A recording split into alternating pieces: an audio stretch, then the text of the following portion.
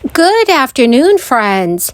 Happy Friday to all of you. So, friends, there's a big update on Social Security. Top Democrats in the Senate are now proposing a brand new bill that would help millions of Social Security recipients. Extra financial relief may be going out as soon as this month. So, friends, please make sure you watch until the end of this video for all of the details. I will also be giving away a $75 Walmart gift card 4 days a week. If you would like to enter the giveaways, please make sure that you click and like several of my videos, and then comment below the keyword of each video that you watch. The more videos that you comment on, the greater your chance of winning the Walmart gift card giveaway. And what's exciting is that we are seeing in a new, younger generation that they want the benefits and the protections that come from joining a union. This is an historic moment, I think, for the labor movement. Today, unions have their highest approval rating since 1965. But we also know there are obstacles for them to meet that desire, and we know what it is. One is that many people still don't know how to join a union, and so that's part of the work we have ahead, is to continue to remind them about how. But even if they do know how, we also know across our country, folks face barriers that have been built up over the years by corporate interests and anti-union politicians and regressive court cases.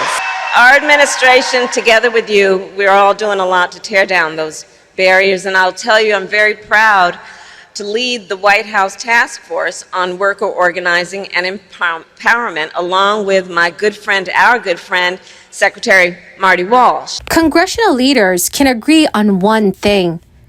That is, that Social Security needs to be fixed before the program's funds are unable to pay full benefits in the year 2035. Leaders from both the Republican and Democratic parties have recently discussed the issue on Capitol Hill.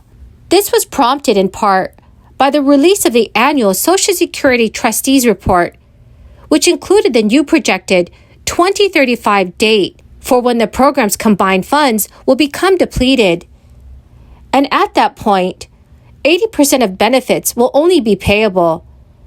The new date is 1 year later than projected last year. Yet, the program has a 75-year deficit. House Republicans held a meeting last week to discuss their contention that Democrats' harmful proposals fail to put Social Security programs on a sustainable footing.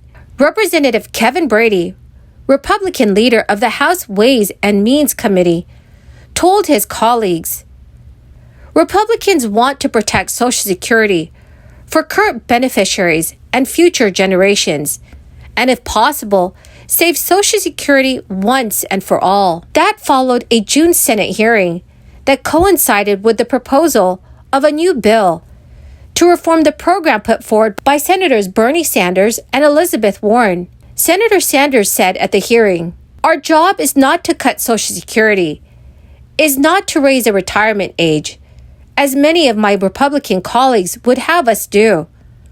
Our job is to expand Social Security so that everyone in America can retire with the dignity that he or she deserves, and that every person in this country with a disability can retire with the security they need." To fix the program, lawmakers generally have the choice of raising taxes, cutting benefits, or a combination of both.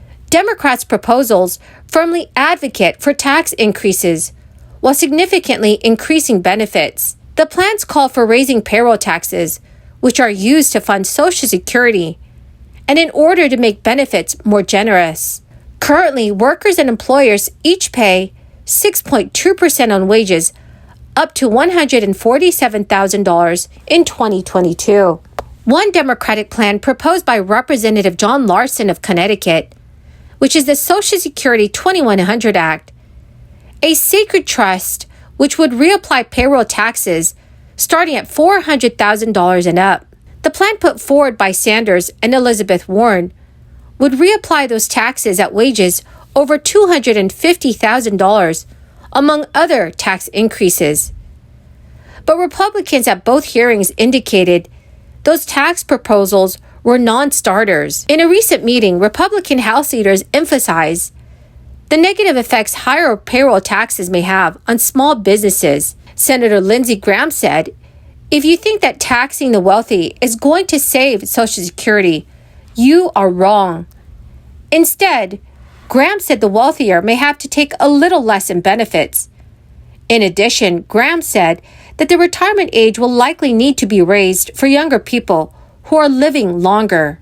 At the Senate hearing, Republican leaders like Senator Mitt Romney emphasized the need for bipartisanship.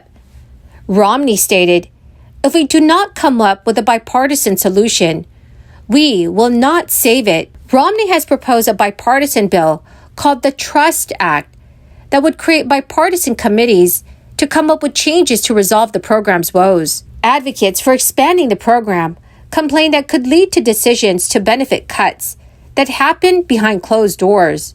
In a statement after last week's House hearing, Democratic Representative John Larson invited Republicans to join in supporting his proposals, which are aimed at protecting benefits and improving the program. A new analysis of the government data conducted by the Washington Post found that the crisis economy has created some of the strongest incentives to retire in modern history.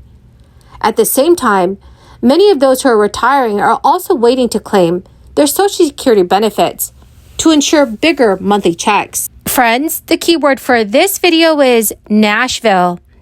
If you would like to enter today's Walmart gift card giveaway, please click and like several of my videos and then comment below this keyword, which is Nashville, and additional keywords of any video of mine that you watch. And do make sure that you're also subscribed to my channel. And remember, dear friends, that the more videos that you comment on with the keyword, the greater your chance of winning the giveaway. An analysis of the U.S. Bureau of Labor Statistics data found that the number of workers who applied for Social Security benefits in the 12 months ending in September declined 5% from the same period the prior year. That was the biggest drop in nearly 2 decades. So friends, please let me know if you think that a $200 benefit increase to Social Security will be sufficient. Please leave your thoughts in the comments section below. Well, my great and beautiful friends, that is the end of my daily stimulus update video. Thank you so very, very much for joining me here today. I greatly appreciate all of you who are watching my videos daily. Thank you so much, friends, and have a wonderful and blessed Friday.